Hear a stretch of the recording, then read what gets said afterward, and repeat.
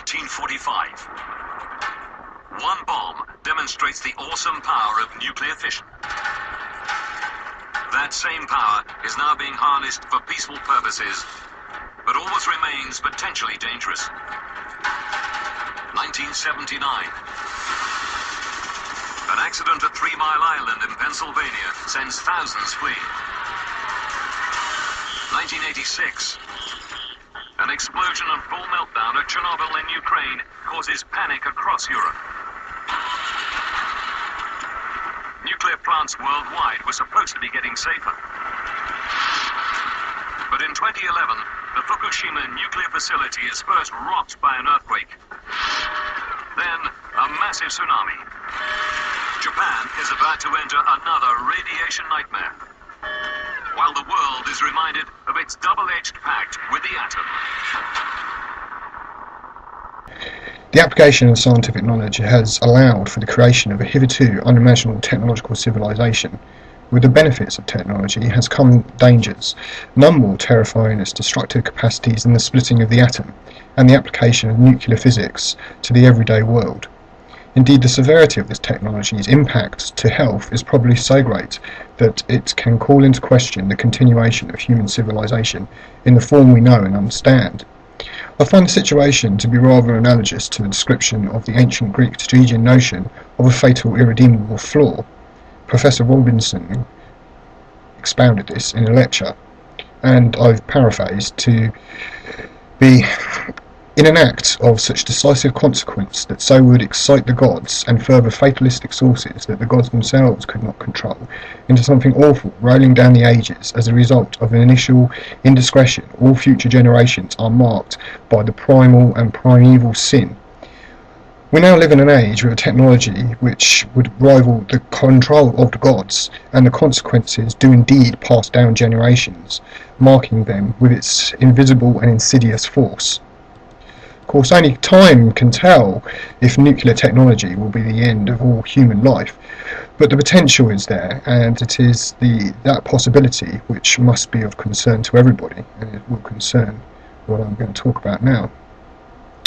1945, was this the beginning of the end? As an experimental scientist will tell you, it's impossible to know if your theory is correct or false until there is empirical data. Is the foundation of modern science, shaping and sometimes removing theories. The real test of applied atomic physics was the bomb exploded in Hiroshima in 1945. Its destructive power confirmed all the theoretical work that underpinned its construction and detonation. Both the Hiroshima and subsequent Nagasaki bombs did much more, because it was not just the initial blast that killed, but the fallout from the explosive material used. Nukes, therefore, became the ultimate weapon of war, but only as long as just one nation had them. The American section of the Allied forces of World War II was the ultimate victor, but the usual political distrust and need for military superiority meant the American position as the sole nuclear power would soon be challenged by Britain and Russia, developing their own nuclear weapons. Here we may look back with hindsight to see what should have been done, and the fact that the Allied powers, rather than ending World War II, simply raised the playing stakes to all or nothing. Of course, one thinks that it should never have been started, and what they should have done was shut down what already existed.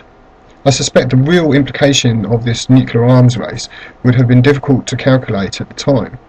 Most interestingly, though, we find that here the first most significant clash of new technology and the primal tribal secularism, which would prevent any such calculation to ever be undertaken.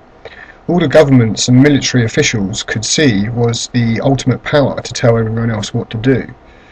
In any case, we can now see that this really should have been painfully apparent, and this really should have been painfully apparent to anyone at the time.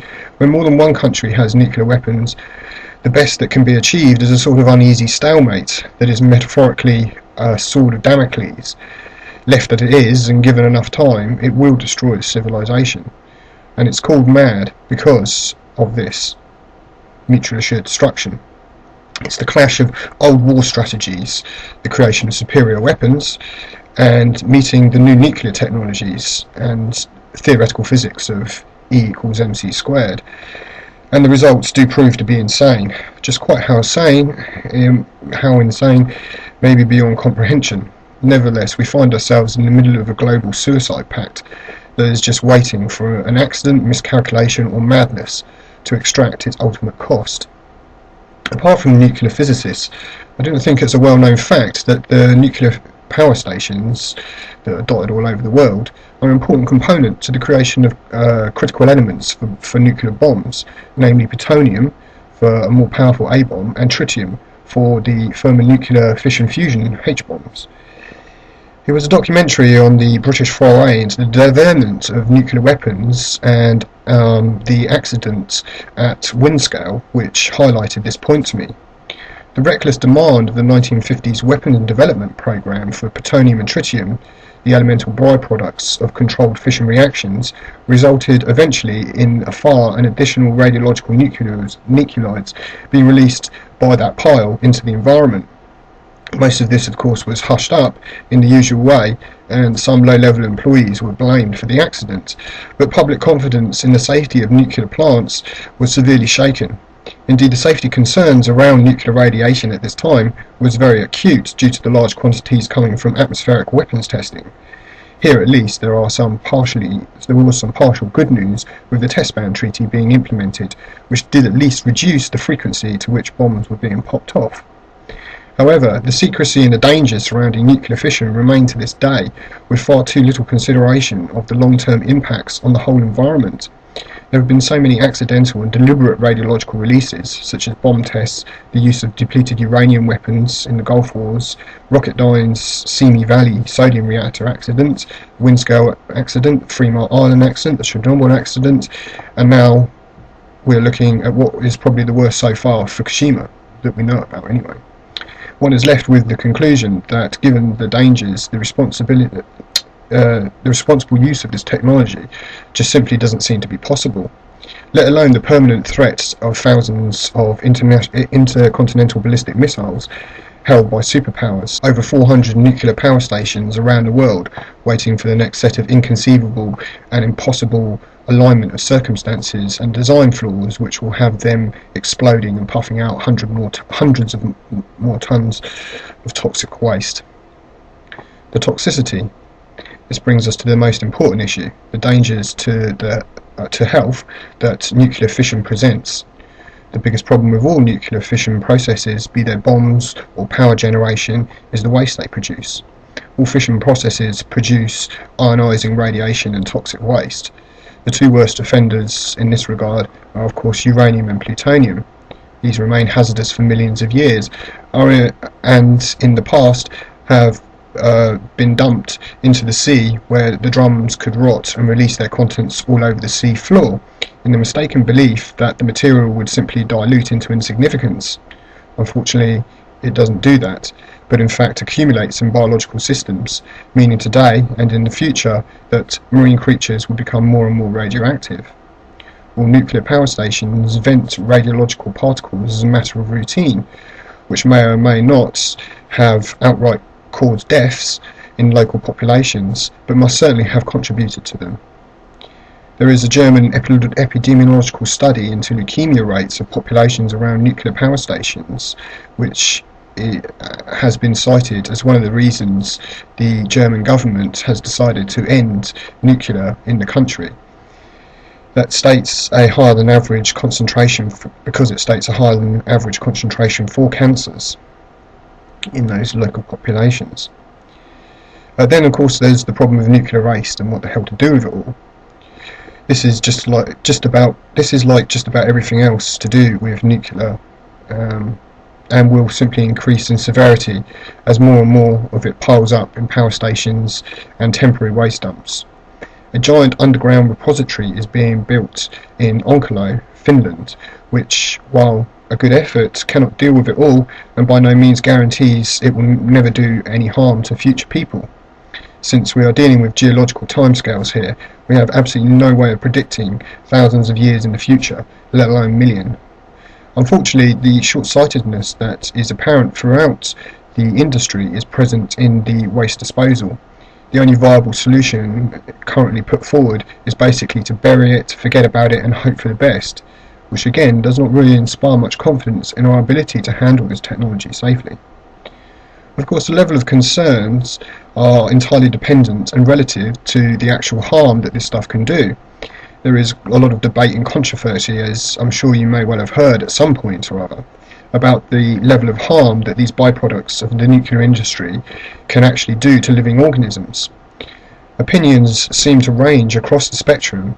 Here again, I believe we see the clash of the old and the new, the old established power and control structures that tend to dominate what and where decisions are made, clashing with the new technology and independent investigation describing the long-term harm, with the moral obligation to protect the people and the environment.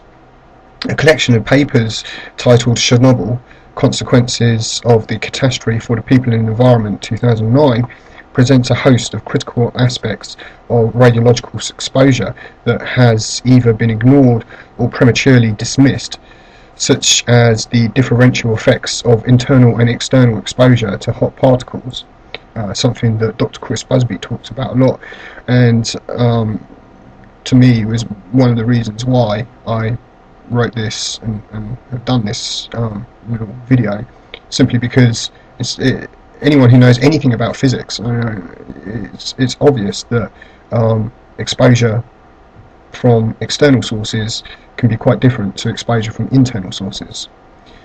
But anyway, the health consequences that are listed in this document are truly staggering. I'll cite some of the most significant ones. So circulatory system depression, endocrine system depression, immune system depression, respiratory system problems, urogenital tract and reproductive disorders, musculoskeletal problems, including pathological changes in the structure and composition of bones, osteoporosis and other bone marrow problems, problems in the central nervous system, changes in the frontal, temporal, occipital and parietal lobes, leading to diminished intelligence, behavioural and mental disorders, problems in the eye, cataracts, visceral, you know what I mean, the fluid of the eyes, destruction, refraction abnormalities and conjunctive disorders, digestive tract problems, other malignant neoplasms, premature aging. And the document goes on to state that Chernobyl has enriched world medicine with new terms such as cancer rejuvenescence, I can't even pronounce this, as well as 3 new syndromes, which is, please bear with me on these names, vegetovascular dystonia. This is dysfunctional regulation of the nervous system involving in cardiovascular and other organs, also called autonomic nervous system dysfunction, with clinical signs that presents against a background of stress. Incorporated long-life radionuclides, functional and structural disorders of the cardiovascular, nervous, endocrine, reproductive and other systems owing to absorbed radionuclides, and acute inhalation lesions of the upper respiratory tract,